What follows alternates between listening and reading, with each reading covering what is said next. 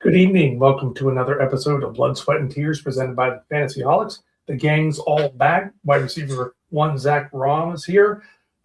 Castle Black, Brian Bruner, is having his flu game episode tonight. He's not feeling good at all. Mr. Oviedo here. Gentlemen, how did you spend your first weekend with no NFL football? Well, worked. I've had work every day since the Super Bowl. That's why you're sick. Wow. I probably dealing with the public that many days in a row. Actually, I think my college son who goes to community college, he got the same thing. So I think it was technically brought home from a college campus. So either way, I feel so bad. I'm actually drinking light beer and not my usual mega pint of Voodoo Ranger. So yeah, gotta stay hydrated when you're not feeling well. Stay thirsty, my friends. And I swear, I was actually sick last week. I wasn't out because my Patriots lost the Super Bowl. I'm rocking my Patriots merch still. Like it wasn't that my 3-year-old's in preschool twice a week, and I think 5 of her classmates, including herself, were out last week with RSV. And it was just going through the preschool. It hit all of us, and it knocked me out last week where I couldn't do much. So I'm still recovering now. Some it's still coming through all of us. So, but Sunday was a recovery day for all of us, but it felt like it lasted forever.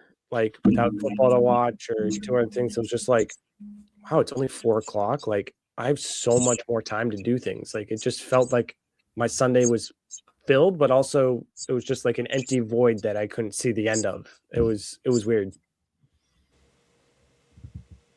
I was finally able to watch some Olympic hockey. I know I'm a fantasy football guy through and through, but hockey's my true love, and I hadn't been able to see any of the Olympics yet. And I sat down for a little bit and just, one game on at a time.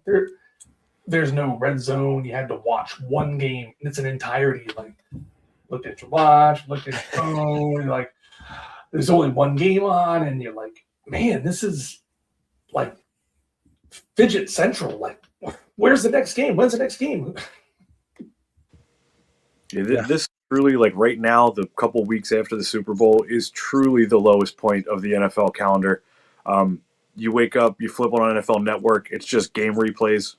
They don't even bother trying to have Good Morning Football for these couple weeks. They literally don't have enough to fucking talk about to have people come on and have a multi-hour show about football. So that tells you where we're at. But every day that passes, we get closer to the free agent stuff and the schedule releases and pro days and all that happy horse shit. So we'll get back. But right now, this is the lowest of low in the peaks and valleys of NFL year. They may already be ready to replay the Pro Bowl on NFL Network. It might be that bad. Yeah, that would be bad. Yeah, and I mean, it's 8 days until the combine. You have players can be tagged or signed starting today.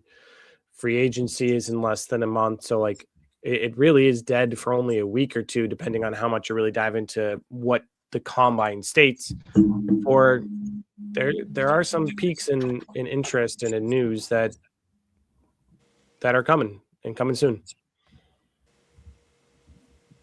I feel like the combine has definitely gotten a little less interesting because the absolute studs have no point. All they can do is hurt themselves by going to the combine. Yeah. Some of them will just show up to get measured so they get their heights. A lot of them don't even do that. A lot of them just hold their own pro days. Some of them don't even hold their own pro days. I remember the year that my boy Devontae Smith came out, coming off of that incredible Heisman year. He didn't do a fucking thing. He didn't go to the combine. He didn't do a pro day because guess what? He just had like arguably the greatest season a wide receiver had ever had in college history, at a huge school. What did it matter what his cone drill looked like? He knew he was going to be a top end first round pick. So I feel like that's become more and more of a trend. Last year, I feel like a lot of the top dudes didn't really do much. So I think Marv did absolutely nothing coming out. Neighbors, I don't think, did much either. Maybe did a little something at his own pro day. So the combine's becoming more like the Senior Bowl week almost, where there's definitely some stuff to look at, but the top guys might just be there and, wave to the camera. Yeah, and you'll definitely see some guys who have a strong combine, and all of a sudden people are like, he's the next best thing. And you're like, but you're not accounting for what he did in college. Oh, but he had a great combine, the next best thing. It's like the NFL players in the offseason of he's in the best shape of his life. Like, I just remember before the combine last year, half of the fantasy community was like, who's Matthew Golden? And then all of a sudden it's like, he's the next best thing. And now look what happened to him. So, like, take the combine with a grain of salt. It really is for those mediocre players, middle tier players, to try and make their stamp that draft me a couple rounds sooner. And sometimes it works, sometimes it doesn't. But don't go all into it expecting the combine to trump what a player did in college. I think these damn kids are getting so spoiled. So they've transferred 3 out of 4 years. They've hit the transfer portal. They've been like all over the country. They're getting NIL money. They're getting late in the season and like, well, I'm going to sit out the last game. And then, we're only going to the Liberty Bowl. So they sit out the bowl game. And then they sit out the combine. Don't you think they're leaving money on the table by not playing in these games and not playing in the combine? Let's say you're the 5th best receiver on the board. You have a strong combine. Hey, you're the 2nd best receiver. These guys might be missing out on some guaranteed money, guaranteed contracts. I don't know. There's a ton of risk to get hurt running in your gym shorts on a combine 40, but I don't know. I kind of wish it was almost a mandatory combine, if that makes any sense. Just had to look this up and bring it up. I don't want to give any false numbers here, but this is aging the shit out of myself. This goes all the way back to like my childhood here, my teen years. There was a guy named Mike Mamula. He was a defensive end drafted by my Philadelphia Eagles in the 95 draft. They traded their first round pick, which was 12th overall, and 2 second rounders and a 3rd round pick to move up to 7th overall to draft this guy. Okay. So big package, just move up 5 spots to draft Mamula 7th overall. Mamula was a mediocre college player, maybe above average, I'd assume, but no one touted him even as like a first round pick, maybe even a 2nd round pick. Well, what Mamula did is he got some smart agent that told him, building up to the combine, he is going to train exclusively on like the 5 or 6 things that they measure at the combine for DNs. Yeah. So he just went fucking Ivan Drago and Rocky IV and trained to a level that no one ever has before and had the greatest combine a DN has ever had. Enough for the Eagles to give up multi-picks, including their own first, just to move up a little bit and get him. And he ended up being a pretty mid NFL player. I don't want to say he was a bust because I think he had like 70 sacks or something like that over his, fairly long career. He wasn't, but he sure as fuck wasn't a 7th overall pick. No. This dude literally made millions and more or less just like bucked the system and figured out how to, be Superman at the combine. And I guess teams are probably a little bit smarter than that now, but just because somebody aces these things at the combine, it does not mean that it's going to transfer to the NFL field. It's just not how it works. Yeah, that's a great point. You can really train for all these drills to do so much better in them. And so it's kind of okay, do we expect everyone to train in them? So we need to take that into account, or do half train and half don't so you have to try and figure out who actually trained to know how good their combine scores actually were. Whereas if people didn't train, okay, you can't expect as good of scores from them. It's just, it's what it is. It's drills. It's not actually playing on the NFL field. Like, it's good to know the height of your quarterback. If they're 5'9" versus 5'11", sure, that's relevant. Knowing how fast your quarterback runs a 40, not necessarily as relevant. Like it's good, it's helpful, but it's not. It's a little bit in addition to understanding the person better and player better. But mainly it's what they did in college. Whereas, in situations like that where you have an amazing combine and jump up, shouldn't be happening. Combine should solidify what you saw in college, not make you rise higher than you were in college. Yeah, Richardson. Yeah. Still sticking. Yeah. No, I get it. We got a little bit shorter of an episode for you guys today, as we mentioned. Brian's under the weather, and I'm still recovering some. But we have a couple of things we want to talk to you about. We're going to do a wide receiver review. We're going to do a tag or not to tag, talk about players that are eligible for the franchise tag that we think might be tagged or are mentioned as people that might be tagged by the respective teams. But first and foremost is the ever question of what's going on with Tyreek Hill. In that he got cut today or yesterday. And so all of a sudden he can move somewhere else. He can go somewhere to hopefully have a little bit of revival or to end his career on a high note after his injury last season. And if you remember when we did our wide receiver review, he was top 20, top 24 in points per game. So he still had some juice left in him. Granted, the injury affects his speed potentially, which is the main part of his game. So that's a little difficult. But the question being now is, where do you think Tyreek Hill could or should go? And then is he actually going to do well, or is he going to be a shell of himself because of the injury?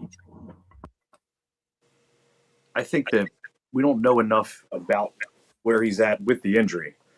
I'd assume as we start getting free agent reports and this team might be looking at him or he's interested there, we'll probably know more about when he's potentially ready. If these teams show no interest in him, I think that it's pretty clear that they know that he's hurt and not going to be able to contribute.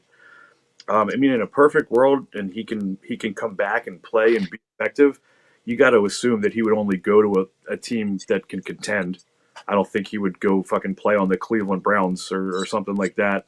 Just doesn't really make any sense for where he's at in his career and how much money he's already made. The ideal spot would just be a team with a solid offense that has a need at one of the wide receiver spots that would let him step right into a role.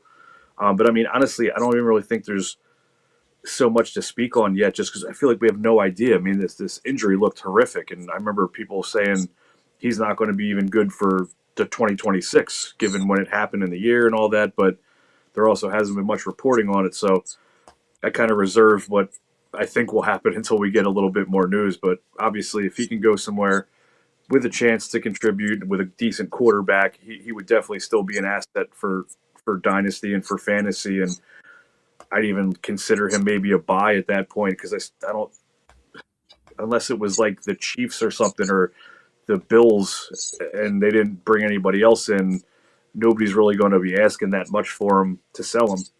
So I think he might even be a buy, but it's all just based on where he's at with his health.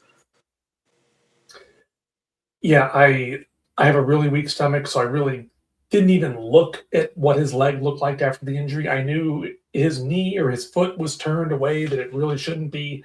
You've got to think that he's lost a significant portion of that speed, the cuts, the route running. He's still got great hands. He's still probably pretty quick. Like Brian said, he's going to go to a contender. The only caveat would be I could see him going to a big city. Like I could almost see him signing with the Jets to be in the Big Apple, get a big payday, and just ride off into the sunset.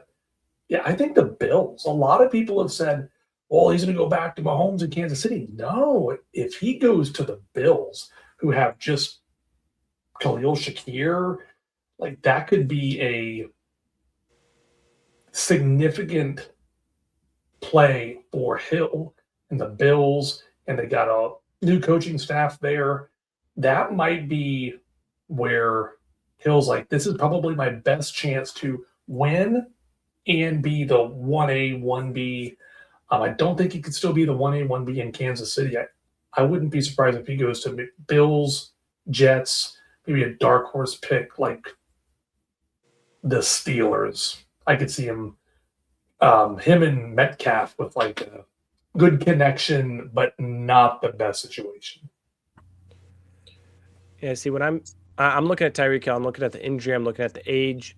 For me, I think the best situation for him is where he can go in and be a 2B receiver, in the extent of he doesn't have to be on the field 80% of the time, 90% of the time. He can be on the field 60%. He can have those short bursts where he doesn't have the main coverage or even the second coverage sometimes, kind of like he's switching off being wide receiver 2 with another strong wide receiver 2 and a wide receiver 1, almost as if he's the third wide receiver on the team, but in the extent of they recognize when he's on the field, he's the wide receiver 2, but he's not going to have as many snaps because of his age, his injury, and his, you could say, need for speed.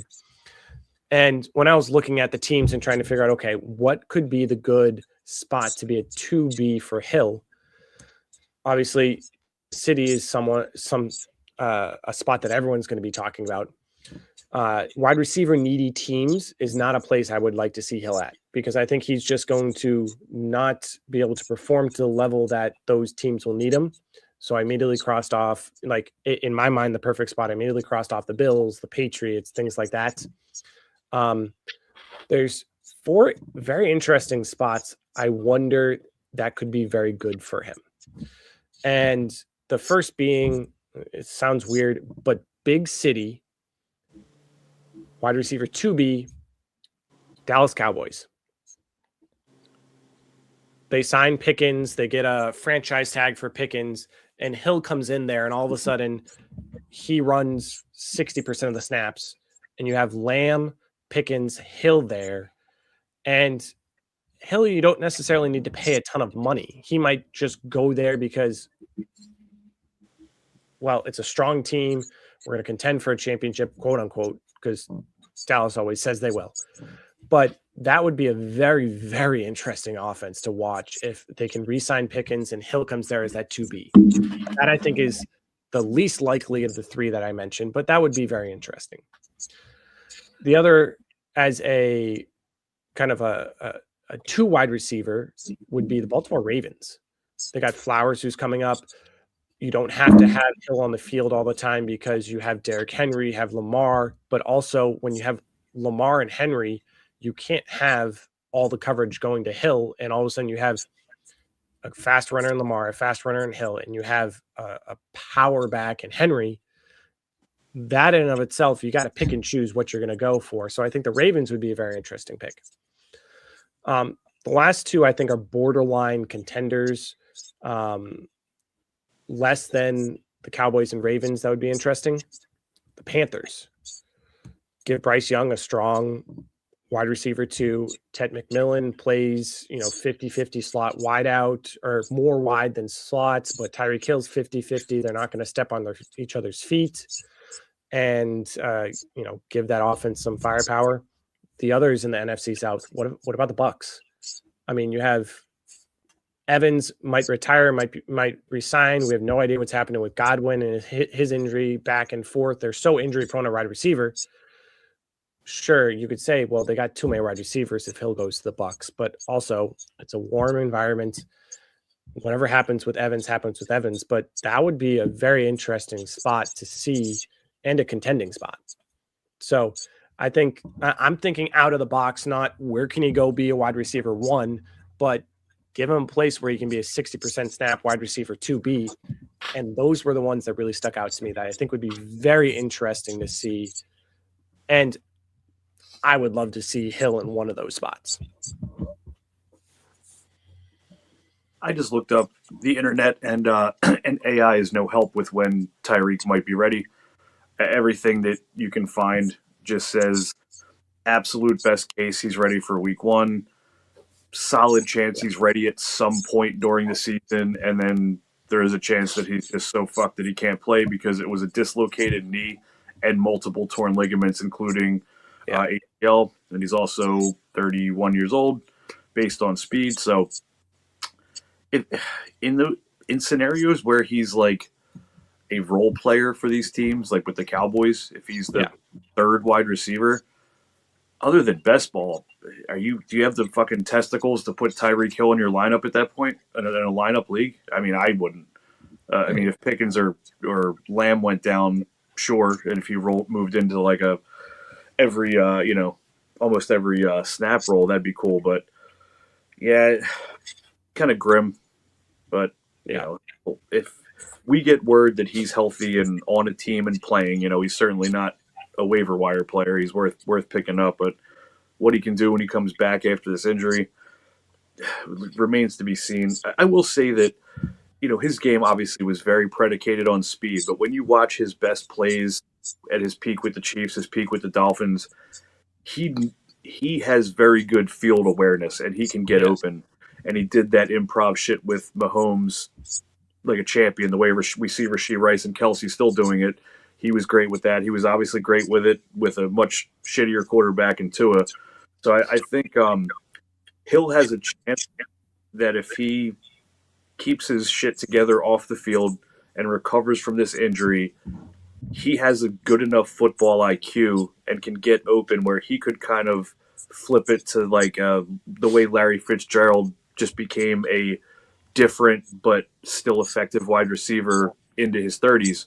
I think he's got that capability, and who knows? I mean, the sports medicine has gotten so much better that people are legit superstars and all-pro level after ACL tears. So if he heals up right and he's still as fast as he was, sky's the limit still, I guess. Yeah, that's why I thought the Ravens, because who's better at improvising than Lamar, and we saw him having him not wanting to run as much, as in run up the field. He wanted to improv and throw it more. That Tyreek Hill and Lamar improving together with Dave Flowers, who really turned on, that would be very, very interesting to see. Yep. Awesome. So we're going to go into a wide receiver review. We're going to talk about a wide receiver who just finished his second year, and it was a down year, and what we think is going to happen with him. We're going to do this kind of a little briefly before we dive into our franchise tag players. We got 6 players to potentially franchise tag. But looking at Ladd McConkey and PPR points, what we have is in the white, we have his 2025 numbers, and in the orange, we have his 2024 numbers. Seeing that almost all his numbers, except 2, really dropped between 24 and 25, between his rookie and his sophomore year. And in reality, there's a couple factors you could play in to the sake of this. Of the Chargers had so many more weapons this last year. Brian Hampton was back in. They got Keenan Allen back. They drafted Trey Harris. Quinn Johnston could finally catch the ball. Like, all of a sudden, the offense was so much more well-balanced that it didn't have to be the Ladd McConkey show. But on the flip side, when you're looking at what he did, he ran 80 more routes this year than last year and still had a sizable decrease in volume. When you're looking at points per game, that's over 3.5 points per game while running 80 more routes. His depth of target was a little higher. You know, when you're looking at efficiency of his yards after catch per reception, yards per reception are very similar. It's just the volume. Oh, when you think about it, the volume still was there some. His targets was there. His receptions were down. So it's very interesting to see what went wrong. Was it Ladd? Was it Herbert? Was it how they're using him? Kind of here's some stats. What do you guys think about Ladd going into this offseason? Go ahead, Patrick. Let me hear what you think, because I got plenty to say on Ladd. But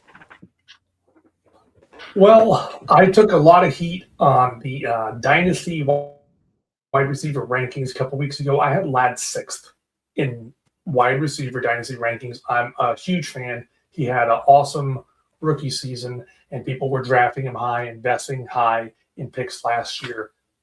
Last year really sucked for the Chargers. They lost Joe Alt and Ronnie Staley early. Justin Herbert was knocked down under duress more than any quarterback in the NFL. The Chargers had a really, really tough year. And like Zach said, the Chargers had a lot more mouths to feed. They probably didn't expect Keenan Allen to come back and play as well as he did. Oronde Gadsden had a monster 4 or 6 weeks. The running game got better, right? I know that the Chargers had J.K. Dobbins in 24. I can't remember. They had Dobbins, and I should know this, in 24. Their running game improved with Hampton and Vidal. It was just like, it looked like McConkey was hurt or didn't play as well or had a sophomore slump. I just don't think they needed him as much. And like Zach said, Quentin Johnson had a couple good games. They drafted Trey Harris. I'm still a huge believer.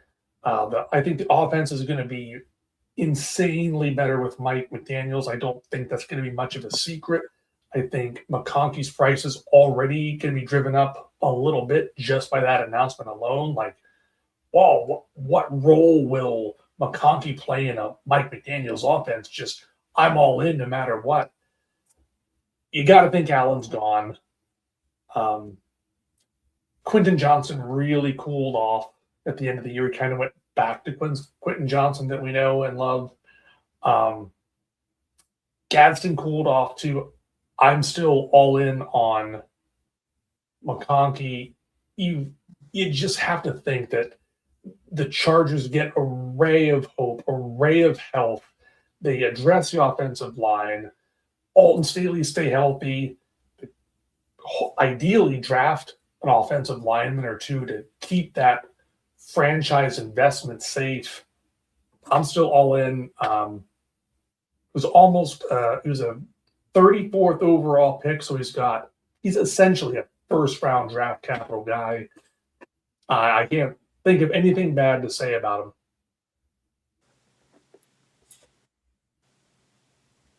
Zach, what say you, buddy? So there's a couple interesting things for the sake of Ladd here. You know, you look at the targets, they're nearly identical than last year, but his yards dropped, his receptions dropped. When you're looking at Justin Herbert's numbers, he had more passing yards per game, more touchdowns per game, but he also had more interceptions and sacks because of that O-line. I think there's two things at fault here. I think the O-line was causing Herbert to have problems, and so he had more off-target passes towards Ladd this last year.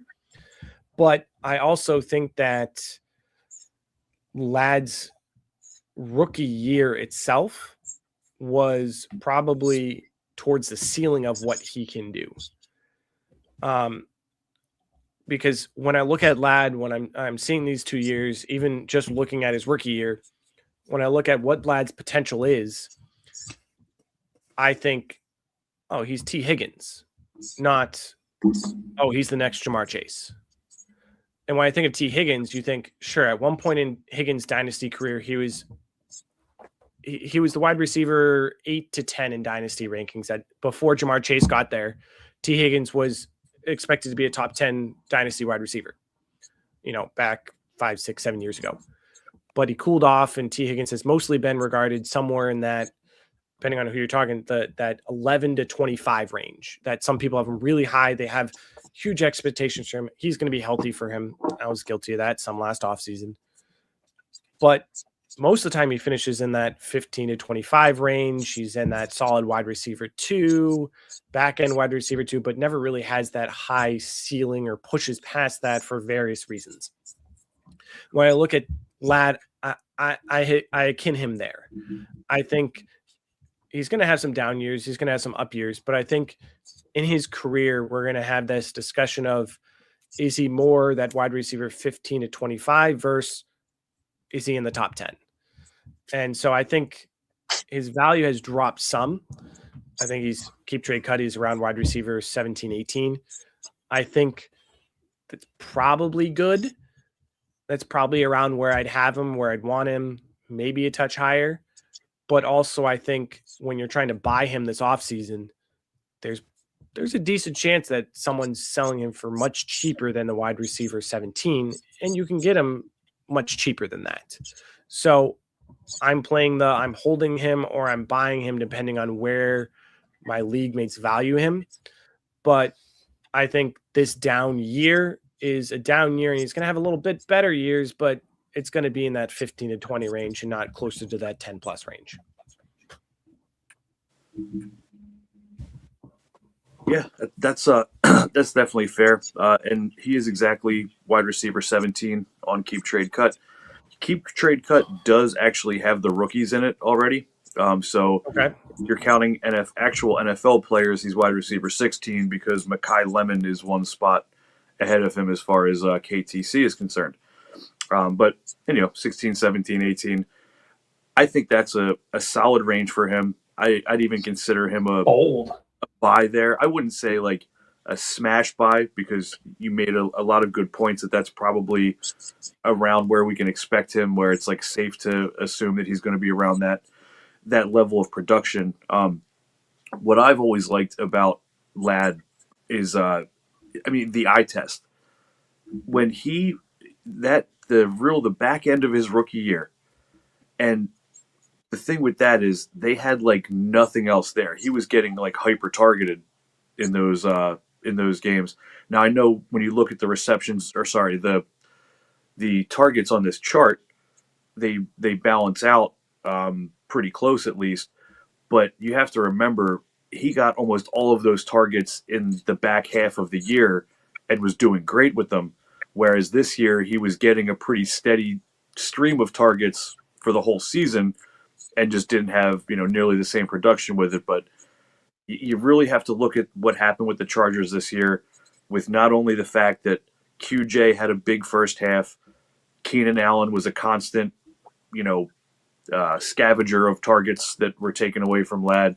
Gadsden, that Patrick mentioned, really stepped up and became a part of the offense.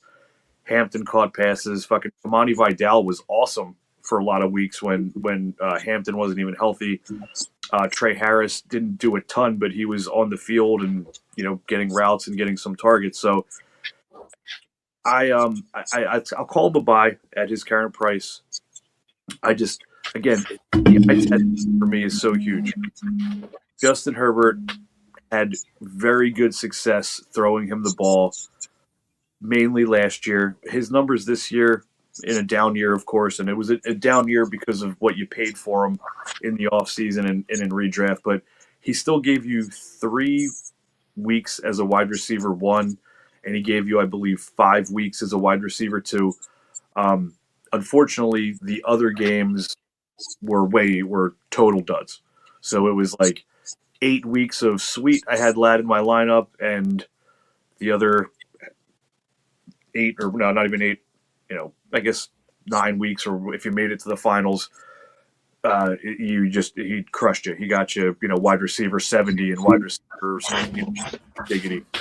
So I think better days to come. You've got McDaniel coming in. You've got the inevitable offensive line being healthy again with Slater and Alt, and maybe they even draft a guy like Patrick mentioned. The mouths to feed thing is going to be pretty similar. You'd assume Allen's gone, but you'd also assume Trey Harris just steps right up into a pretty heavily targeted role, and Hampton will be there, and Vidal will probably still be there as like a running mate with him. So I think we're probably looking at something a little down from his rookie year, but notably better than this season would be my prediction for him for this year. And who knows, if McDaniel really gets this offense cooking and finds a role for him and really just heavily targets him as their best weapon in the passing game, he could obliterate wide receiver 17, given how good the quarterback is and the offense is, if healthy. So, man, yeah, I'll call Ladd a buy, but obviously it's big down year this past year, and you might be able to get him on the cheap, like Zach said. A lot of any team, dynasty team that rosters him that wasn't a huge believer that just happened to have him and went through a down year last year, they probably move him for less than wide receiver 17 prices, especially around the draft. Late first round pick. Given this draft class, I'll buy him for pick 109, pick 108 pretty easily, rather than roll the dice on this seemingly mediocre class. Yeah. And it doesn't surprise me when you look at Ladd, like what you're saying is towards the end of last season, he was hyper targeted and he did great with it. It doesn't surprise me. When you look at Ladd, he doesn't seem it, but Ladd's not young. He just finished his second year in the NFL. Drake London, Jamison Williams, and George Pickens are all the same age as Ladd. And they were drafted 2 years before. All three just finished their fourth year in the NFL. Ladd was old coming out. So seeing him step up into a role coming in right away in the offense last year, it doesn't quite surprise me as much. But that also to some extent might explain why he had a little bit drop back of he's a little bit older prospect. And you have when you have this balance problem of so many mouths to feed, is he elite, or was he elite because there was no other option and he's really a great player, but not an elite player in a well-formed offense, in a Super Bowl caliber offense, you could say. So it's a very interesting kind of line to look at to see. I didn't realize until looking up for this review that, wow, Ladd's 24 years old. I didn't realize how old he was coming out of college.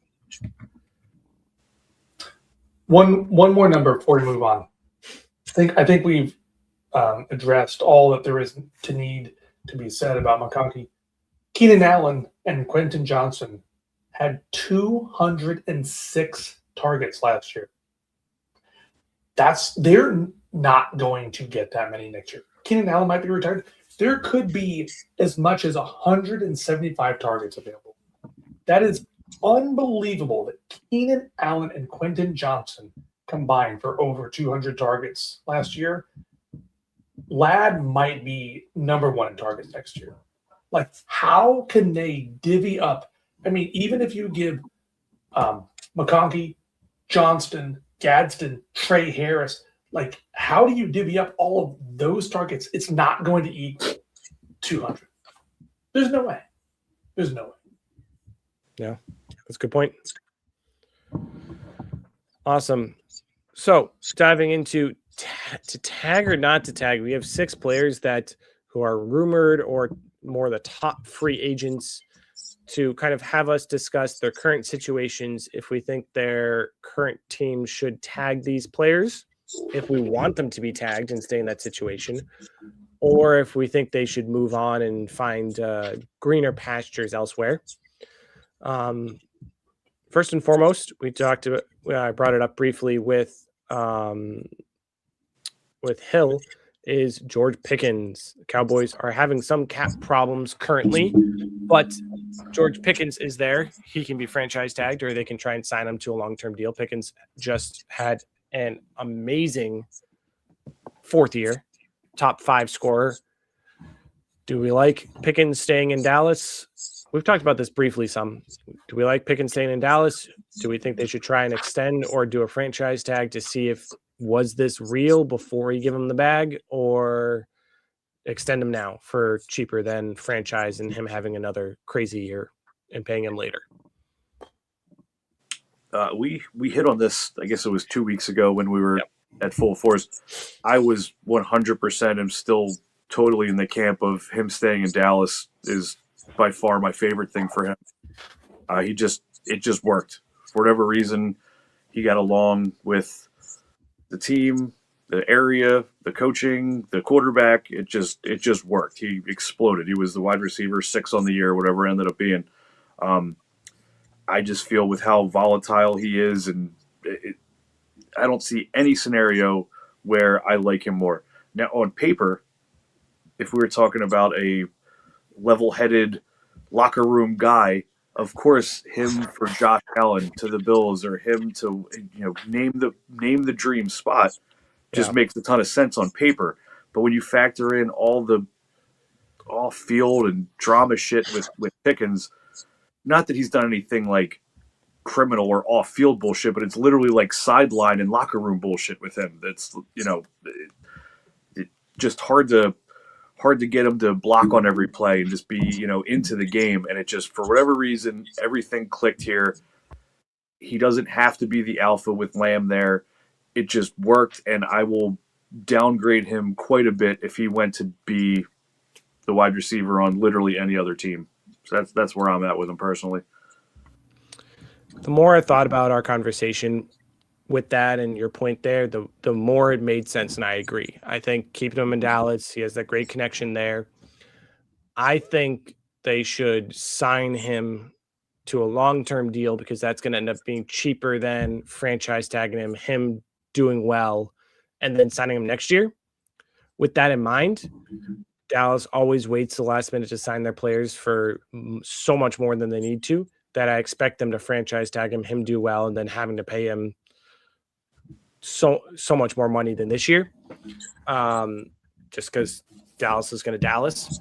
But yeah, the more we talked about, stay there, be the 1-2 with Lamb and Dak, and kill it in Dallas. Yeah, I agree. That's what I want to see. But like Brian said, Pickens had a couple of lazy games late in the season, right in the fantasy playoff season, and there were a couple of games. It might have been Thanksgiving or in that time frame, and there were a couple of routes he just completely quit on, and the ball was right there. And there were fantasy seasons that were hit hard by a couple lousy routes here and there. But all in all, he kept it together. Like Zach said, I think signing him now would be cheaper. Jerry just does what Jerry wants to do. He doesn't resign Micah Parsons. He gives more money to Jake Ferguson than Micah Parsons. Like, even Jerry doesn't know what he's going to do. So there's no point in us trying to figure it out. I think we all know the right decision, fantasy-wise, staying in Dallas is the best move. I hope he stays. I have a couple of shares of him. I had a couple of shares of him when he was on the Steelers, of course. And then, I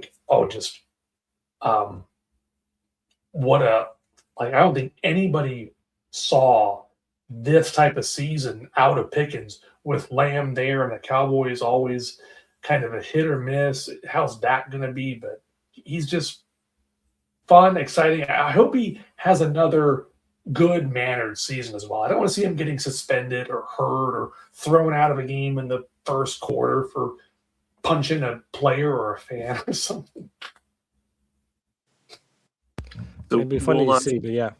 We'll do this for all six of these guys. KTC, keep trade cut. Pickens is currently wide receiver 10. Not knowing anything, we don't know if he's getting franchised. We don't know if he's getting a long term. We don't know if he gets signed somewhere else. Right now, February 17th, is he a buy, sell, hold at wide receiver 10 for you? I'm not buying him. I'm selling or I'm holding him to see what happens. I think it's a situation where if he might go somewhere else or he might regress, I think that has a higher probability than him having a wide receiver 5 year again in Dallas, especially when you factor in Lamb's injuries, that I'm either holding him to thinking he's going to stay there and his value will go up, or if someone's offering me a strong package, I'm shipping him off. Yeah, hold or sell for me as well. I've never been big on Pickens. It's bit me in the ass this year because he was so damn good, but I will I'd say if we get word that he is back in Dallas, I'd probably buy him at that price, or I'd almost, I don't know, buy. I guess I'd call that a good price on him. Willing to give him to me for exactly that wide receiver 10 price, and I knew he was locked in to Dallas next year, then I would take it. But odds are, if he gets locked into Dallas, he goes up. His price goes up. So, not a buy for me. Yeah. With these next two, I was literally listening to the CBS pod from today. at like 8:45 when I was driving home from work, and Dave Richard said that he saw beat reporters say that the Jets are likely to franchise tag Brees Hall, and the Interesting. Seahawks are unlikely to franchise tag Kenneth Walker. Now, that could mean lots of things still. That could, the Jets could still try to like work on a long-term deal for Brees. The same with, Walker with the Seahawks, but apparently word on the street right now is that Hall is likely to be tagged and Walker is not likely to be tagged. That's very interesting because all you heard in the offseason was the Jets should trade Hall. And then you're talking, I think everyone but the Jets think a new start for Hall would be great. Like if he could move somewhere else. I would hate to see Hall and the Jets for fantasy purposes. Just what he's done, who might be their quarterback. I mean, they got Justin Fields signed. That's about it. Like I would hate to see Hall there because he's more receiving back than a straight bruiser rushing back. That you really need a good QB that can dump it off, get it to him, not a QB that's going to rush. Like, yes, rushing QBs help rushing running backs, but Hall isn't as much a rushing running back as he is a receiving running back. So I'd love to see him go somewhere else where he can be more a receiving back than a rusher, that the team would have a third down rushing back or someone else to take those there. And, I'd love to see him go to the Commanders, or if the Jaguars don't get ETN back, like him going there, or even the Texans, like not a place that needs a rushing running back. Like, sure, fantasy, so many people want him for the Chiefs. I think the Chiefs need more of a rusher than Hall is, but I think just a clean start's needed for Hall.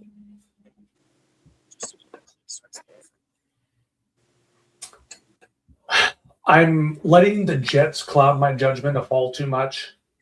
Timestamp this, bookmark it, at me, whatever you want. I don't think Brees Hall's that good. I really, it has to be the Jets have broken him so much. He's had two monster seasons in the pass catching role. It was the Zach Wilson season where Rodgers went out 4 minutes into the game. Hall himself was hurt. The Jets went out and drafted Braylon Allen in the 4th round with Hall on the team and healthy. Like, I'm probably going to regret it. I will sell him for anything. He will probably end up signing in the best situation in the world and prove me wrong. I don't know. I don't think I've seen enough to really be excited about it. And if someone's willing to pay up, a lot of people love Brees Hall. I don't see it. I almost thought a Hall for Walker trade would be perfect. But that never happens in the NFL. It sounds like Hall's going to stay. I feel bad for him. That offensive line has to improve. I saw a mock draft with the Jets taking Ty Simpson in the top 15. Ugh. I don't want anything to do with the situation. I don't know if we'll ever know the real, true talent of Brees Hall. I haven't seen enough yet. I'm out. So you know how in your dynasty leagues there's always a team or two that just never win and they're always stuck at the bottom and they make shitty decisions. The Jets. Oh, I thought you were talking about me there for a second. That's the Jets. The Jets franchise tagging Brees Hall with all the other needs that they have is just a classic way to stay at the bottom. I mean, not that I don't think Brees Hall is good. I think Brees Hall is pretty good. I think, again, the eye test. Brees Hall looks really good when he makes people miss. He's good in the open field. He can catch. He can block. He's a good, solid NFL running back. But they have more needs than a running back. Just like when you're not a contender, don't go trading for running backs. So, I mean, if he does get franchised, if this news report is legit, I won't like him. Now, depending on how far his value drops because of that, like I think there's no one playing fantasy football likes the idea of him getting franchise tagged. No. His value on keep trade cut and just in fantasy circles will lower if he gets franchise tagged. Now, depending on how low he drops, given that news, he could potentially become a buy for me. But as of right now, he's actually still listed as the running back 12 overall, and that's with Jeremiah Love in the rankings, so that's counting someone that's not even in the league yet. He's listed as running back 12. I'm out on those prices. Definitely touched on it last week when it was just Patrick and I. I'm really not making any type of trade moves this time of year anyway with so much uncertainty. But if that is official, if he's a Jet again and he falls down to like a low running back 2, and they've got him listed as running back 2021, I'd consider him probably a buy there just on volume and the talent and the pass catching we've seen. I think he would be a perfectly fine running back 2 for your redraft team or contending team. So we'll see how far he drops if that happens. But, this is all just rumors and speculation at this point. Yeah. And then what you said about Walker, I heard a similar thing where it was kind of a Walker would be very upset and maybe hold out or whatnot if he got tagged, and that he's likely to either extend or go somewhere else this offseason. He just, Super Bowl MVP, he tore up my Patriots defense. He looked great. I think with the value that his contract would be, if I was Seattle, I would heavily considering letting him walk in free agency, because you have Charbonnet. Sure, he's going to come back halfway, 3/4 way through the season. You can get a serviceable running back off the free agent market, or there looks to be some running back depth to some extent. 4 or 5 running backs this next class that you get in the second or third round, and draft them. Charbonnet's on his last year of his rookie deal this next year. Draft another running back to go with Charbonnet. If Charbonnet can't come back for the entire year, you want someone half decent. So, I would heavily consider, if I was Seattle, letting him move on, just because of the pricing. Put that money elsewhere, draft someone, or get a cheap free agent like Gainwell or Algier or someone like that. I think that would be a great move for Seattle, and Walker could go somewhere that he could be a pure rushing back, which that's what he does well. He doesn't catch the ball well. He pounds the ball. I would love to see Walker in Kansas City over Hall because of his rushing capabilities, to take that heat off Mahomes from having to make the player dump the ball off. Like Walker to Kansas City or a team like that, I think would be much better fit than Hall. And I have a feeling that Walker will probably end up being a free agent somewhere. Two keep trade cut tidbits on Walker. Keep trade cut always shows you who the highest rising and fastest sinking players are in their point system over 30 days. Ken Walker is the number 1 riser over the last 30 days. He's gained 500 and something points in value. Obviously, the Super Bowl MVP and playoff run had a ton to do with that. But even given that high-end rise, he is still listed as running back 18 in keep trade cut. So I'd say he's a kind of a buy at that point for me. I mean, he's right around R.J. Harvey, Saquon Barkley. Josh Jacobs is there. I think Jacobs to me, is a little bit more valuable for a contender. I also only look at running backs as a contender. So I'm on a rebuild. I don't want Kenneth Walker, even like a mid-pack team. Maybe I buy Walker, but if he's in a category with like Barkley and Jacobs, who he's right near, I'd probably prefer those two. But I think that's reasonable value for him. Yeah. And if you go a little bit younger than Jacobs and Barkley, then Walker's, if that's your fancy. Landing spot obviously has so much to do with it. If he gets some big bag to be on a dog shit team, I'm way out at that price. It feels like fool's gold. This is the first year in his career Walker stayed healthy for a full season. For these 17 games, he only rushed over 100 yards twice, 105 yards and 100 on the nose. He rushed for 60 yards or fewer 5 times from week 9 and on. He had an awesome playoff run. He looked strong at times. Charbonnet's out. Walker has no role in the passing game. Neither did Charbonnet. I think he's going to be so overdrafted. People are going to pay up for the playoff run and the playoff run only. They're going to think, oh, if Charbonnet's out of the way, it's going to be the backfield to himself. If he stays in Seattle, they've got to get something else. They can't give Walker all the touches. Charbonnet has to start on the pup, if not miss the whole year. You got to think they add a pass catching back, a something. Or if Walker leaves, he might just get the bag and peace out right off in the sunset.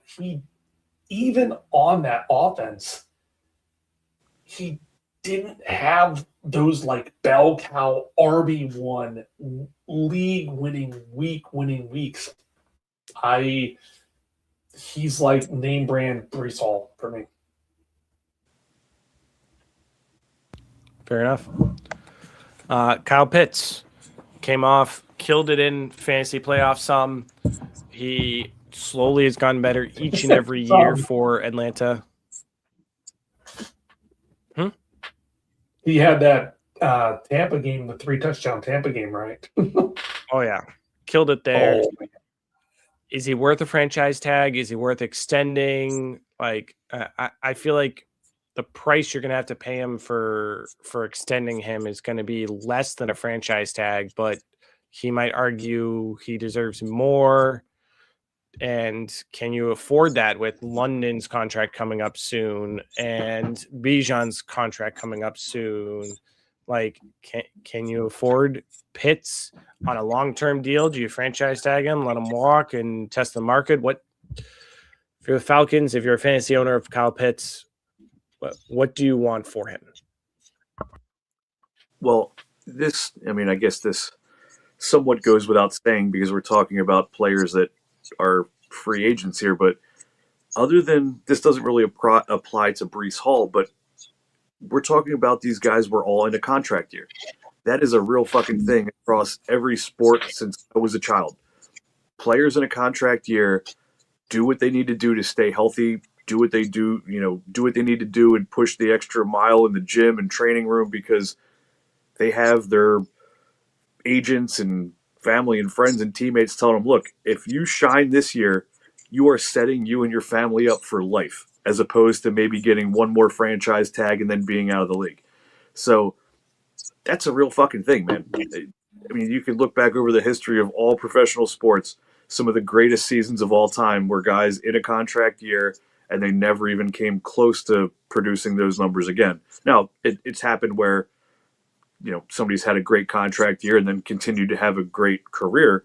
But it's to be noted that these guys all knew that they had life-changing contracts on the line by performing this year. So wouldn't be surprising to me if Ken Walker and George Pickens and Pitts and the other two guys we're going to talk about here just don't even sniff what they did, whether it be Kenneth Walker's playoff run or what Kyle Pitts did this year. But, back to Pitts, he's a physical freak. He's a tight end wide receiver hybrid. He can get it done.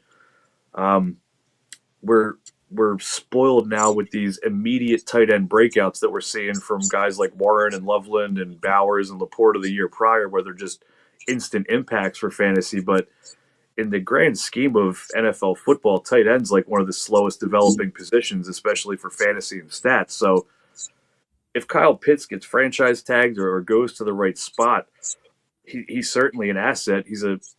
I think everybody would consider him a top 12 tight end, and he'll be drafted as such. What do we get though? Does he regress a little bit after he gets a bag? I don't know. I think maybe you take the average of his 4 seasons, and that's probably where we're at with Kyle Pitts for the rest of his career. Maybe a little under that. That would be my expectation. Yeah, I don't know if he's worth the franchise tag. I probably wouldn't with Atlanta. I'd risk him going somewhere else. Otherwise, trade for someone. This is if anything, this is a tight end class. Get another one. Don't overpay for Pitts when you have London and Bijan coming up soon that you have to pay. Yeah, I was going to trash on Pitts. I didn't think he was worth the money, but look at it this way: he's played 5 seasons. He's played all 17 games in 4 of the 5 seasons. He's had over 74 targets in 4 of the 5 seasons. He had Arthur Smith, who decided to hyper-target Jonnu Smith for one of those seasons. Kyle Pitts has just gotten a raw deal, and I didn't really know it. I didn't really comprehend it until today, and looking through it, man, he might be just the most unlucky player in the league. He's played every game for 4 seasons, 75 targets or more in all of the healthy seasons. He has a 100 targets as rookie year, 118 targets this year. He's producing, and it just feels like he had one bad year, or the season where Jonnu Smith got all the targets. It's left a bad taste in a lot of people's mouth. It's not Kyle Pitts' fault. And they've got a whole new coaching staff coming in. I think it's the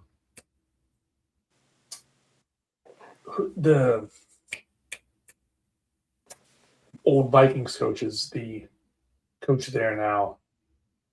I would franchise tag Pitts, and I'm more excited about him next year for fantasy than I thought it would be. Tight end 8 on Keep Trade Cut currently. Interesting. Just above Aronde, Gadsden, Kittle, Kincaid, Ferguson, Strange, and 1 spot behind Laporta, 2 spots behind Tucker, Kraft, 3 spots behind Fannin, which I guess is reasonable. Yeah. Kittle, just given the injury and age. Yeah. We're talking, KTC, we're talking dynasty value. This isn't like redraft rankings necessarily. But, would you rather have him or Gadsden? Would you rather have him or Kincaid? I'd have him over Kincaid. I loved Kincaid at the start of the season. Kincaid dropped to 30-40% on-field percentage, and he just dropped hard. That's a conversation for another day. But there's some I'd prefer Pitts over. That does sound about right when you start naming names for his value. Yeah, makes sense. But so we got last 2 on the same team. We can kind of bundle them together. Daniel Jones, Alec Pierce. For the Colts, looking at Daniel Jones having a terrible injury, trying to come back. Alec Pierce really popped off this year.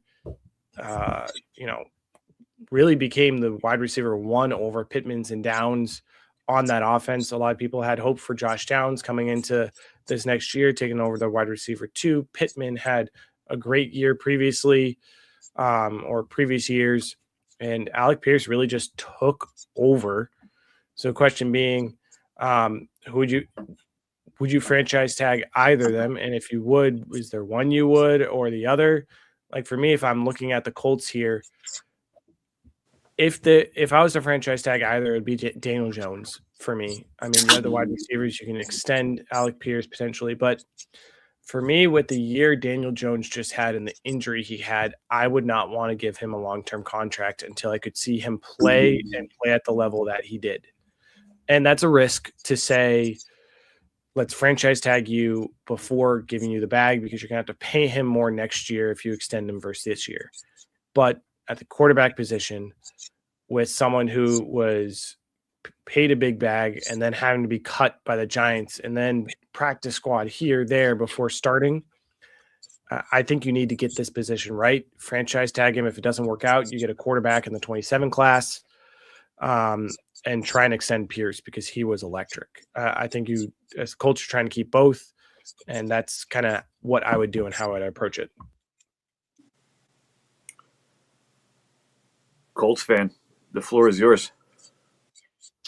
I agree. The Achilles injury, it took Kirk Cousins a while to get back, even though Cousins is probably 7 to 8 years older than Jones.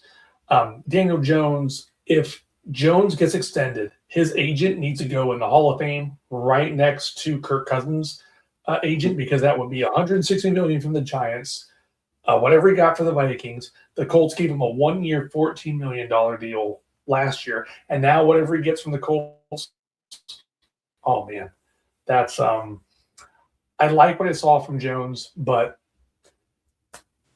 what if it's fool's gold? What if it's the same guy that that got released from his $160 million contract and didn't get re-signed by the Vikings, who I guess they picked J.J. McCarthy over Sam Darnold and Daniel Jones. So that might not be the best measuring stick. But, yeah, I would tag Jones, see what they have in Riley Leonard. I don't think Riley Leonard is the worst option in the world. Roll the dice again in 27. I really like what I saw from Alex Pierce. I thought he was just the home run threat. It always seemed like he was just catching the stray Anthony Richardson home run pass. Pierce looked really polished this year for the time where Jones was under center. You can just kind of throw out all of the Phillip Rivers experience. That was abysmal. That was, I don't know what happened there. I was very impressed by Pierce. I want him locked up. Pittman has the draft capital, the name recognition.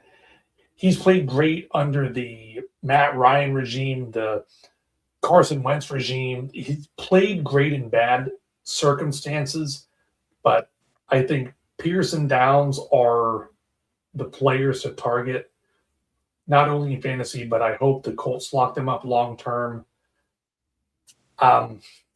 Pittman, if I own Pittman in Dynasty, I would move him now. I think he might be fading, might not be who we thought he'd be. He might be on a different team after next year. Yeah, I would lock up Pierce long term, and hopefully Riley Leonard's the guy. They can re-roll in 2027. Maybe get Arch Manning. Maybe not. Yeah, I agree with Zach. Franchise Jones, extend Pierce, and hopefully keep that young nucleus there. Jones, Downs, Pierce, Warren. They've already got Taylor locked up. Their defense is pretty sound. The Colts are in a good position, fantasy-wise, NFL-wise.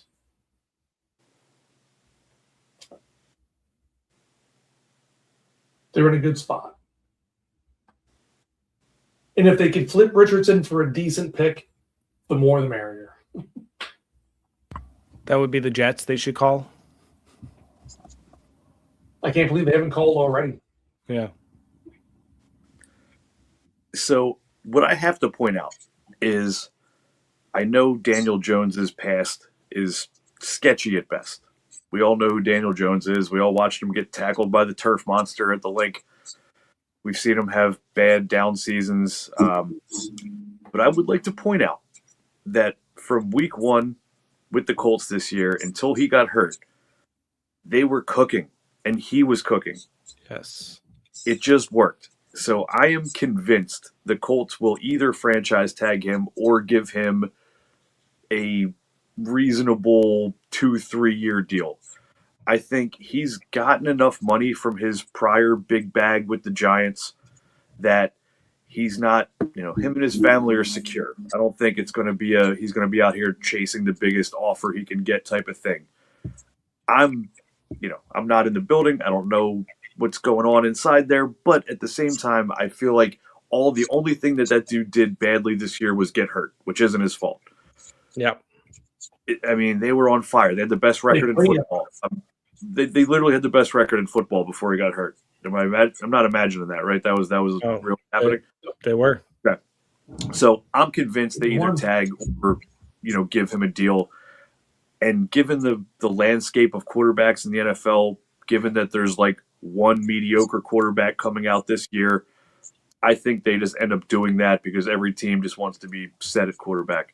Yeah. So that's how I feel about Jones. He's a quarterback 24 on Keep Trade Cut now, and you'd assume Mendoza probably gets ranked over him when he comes in, just given being he's going to be the first overall pick. But I'll buy dimes at those prices, especially if he gets a contract there. He can be my third quarterback on my super flex team.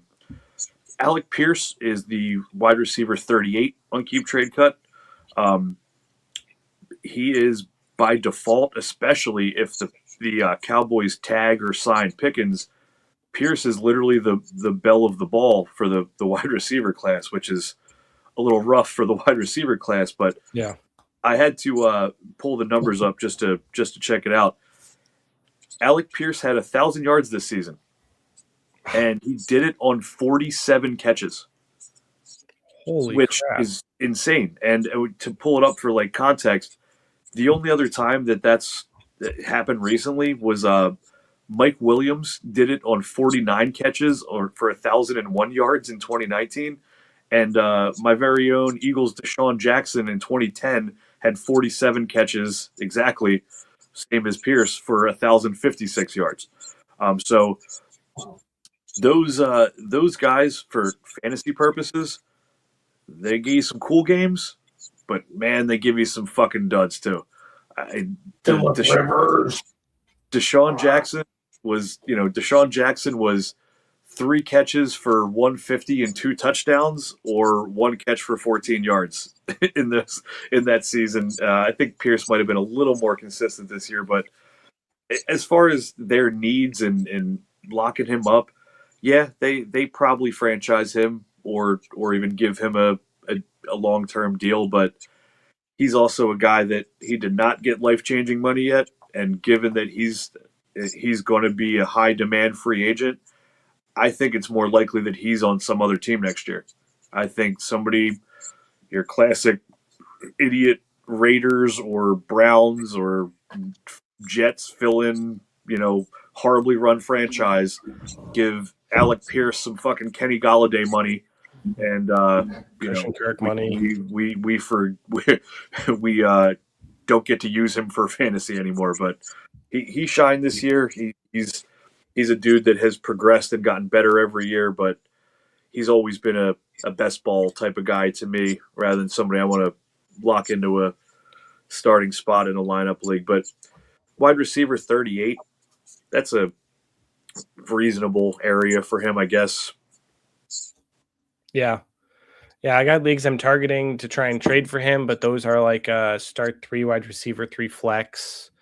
If you're looking at 2 wide receiver, 2 flex, half PPR, he's coming off your bench, and so it really depends on your league and situation. If I'm selling him right now at that price, but I think it's it's tough. I think the Colts should extend him, but it might be too much that, you're going to have another team come in, swoop in, give him a big contract, and it might be the end of him fantasy-wise. So it'll be very interesting to see what happens with him. Just for some historical context, when you look at the 1,000-yard seasons with the lowest number of catches, Pierce and Deshaun Jackson with those 47 catch 1,000-yard seasons are like the only modern era ones. You have to go back into the 70s and 80s. You have some guys that did it on like 43 and 44 catches. So, if we're not looking all the way back to the 70s and 80s when no one was playing fantasy football, him and Deshaun Jackson literally had the least amount of catches ever for a 1,000-yard season. And again, contract year. Another contract year situation, so I'm quite sure he knows that he was going to get some money. Yeah. That Deshaun Jackson year had to be the year where Vic torched the Redskins on Monday Night Football. It had to be that year, right? I'm not sure off the top of my head if that was 2010 or not. That might have been D. Jackson's I remember getting home from somewhere and then putting on Monday Night Football, and it was like 35-0 in the second, and Vic was still throwing to the end zone over and over and over. I'm like, what am I seeing here? Oh my! I got to check my lineups. What, am I going to lose because of this? Let's take a look. 20. Oh my God, Sleeper doesn't even go back that far. Sleeper only goes back to 2012 to look at data. Yep. And some leagues don't even go far back that far, depending on when they started up and such. So yeah,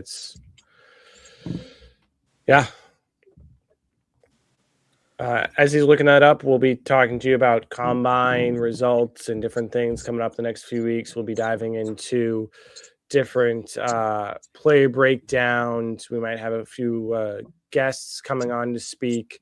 I'll be talking a little bit more, especially post combine, about rookie wide receivers. I got my wide receiver model. We'll be talking a little bit about that, bringing you some player profiles. Look for those on our Facebook as well. Me and Tier 1 Quarterback are posting player profiles, as well as did our top 12 rookies for a kind of mock draft-ish. Go ahead and look up those if you're interested. But yeah, lots of still good content coming to you this offseason, even if it's a slow part of the season. So it was not his rookie. Yeah. It was not his rookie year. His rookie year was 2008, so this was his third year in the league that he did that. And it was, in fact, the 2010 season when the then Redskins got absolutely decimated by Mike Vick and Deshaun Jackson. It was actually November 15th, 2010. So, yes, it was during that season that he got you 1,056 yards on 47 catches. Wow. That's crazy. And then let's never forget when him and Macklin. I had Jeremy Macklin on my big dynasty league. He was racking up points. Macklin was underrated, man. But speaking of Deshaun Jackson, let's never forget the Ryan Fitzmagic press conference when he wore Deshaun Jackson's fucking gear and shades and chain to the podium. Amazing. Yes. Yep. Awesome. Well, as mentioned, Brian and I are recovering a little from some illnesses. We're going to cut it a little short this week. We'll be, again, coming into you with a lot of good content, a lot of rookie content, a lot of what to do in the Dynasty offseason, some guests coming up in the next few weeks. And yeah, so keep tuning in and we'll keep being here for you. Sounds good, boys. I'm tapping. Check you later. Good night.